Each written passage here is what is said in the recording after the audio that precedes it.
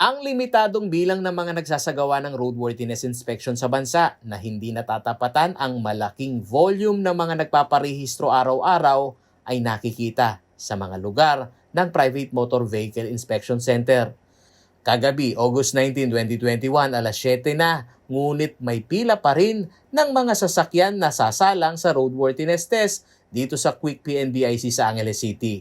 Ito'y taliwas sa nooy sinasabi ng General Manager ng Quick PNBIC na si Romeo Jun Hilomen na sa pamamagitan ng number queuing ay masosolusyonan ang pila. Sir, mayroon kaming pinapatupad ngayon ng number queuing. Based sa number, mayroon ng cellphone number doon kung ano na pong number na nandito sa area, sa line namin.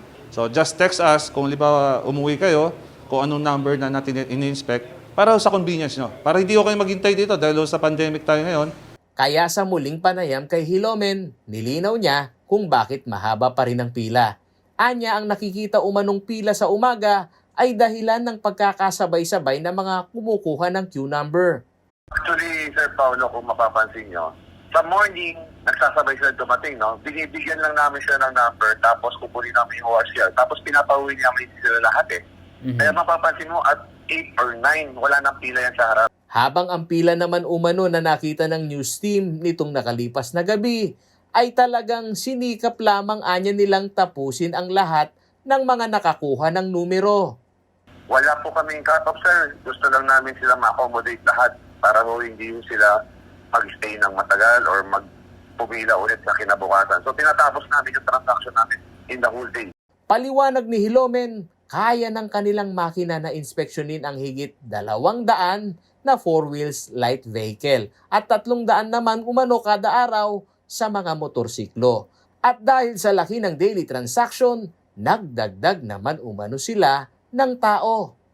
Actually, yung machine namin, sir, pwede mag-operate ka hanggang 6 a.m. hanggang 12 ng gabi. Matibay mo yung equipment efficient, very efficient yung technology na AMCA. So, hindi naman siya sinasabi na hindi niya na kaya. Kayang-kaya. Yung staff ko naman, nagdagdag na ako para hindi naman ko mapagod ng gusto yung mga tao ko. Base sa A1 source ng CLTV News, mababa na sa 300 na daily vehicle registration sa mga key cities sa Pampanga na may district office na 4 vehicle registration. Sa Geographical Area of Responsibility o GAOR na may mandato na sumailalim ang lahat ng behikulo sa roadworthiness inspection dito sa Pampanga, 2 lamang ang operational na PNVIC.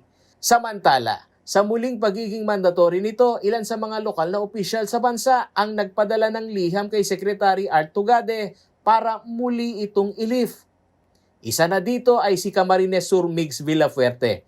Katwiran niya, hindi pa rin napapanahon na isa lang sa roadworthiness test ang mga sasakyan.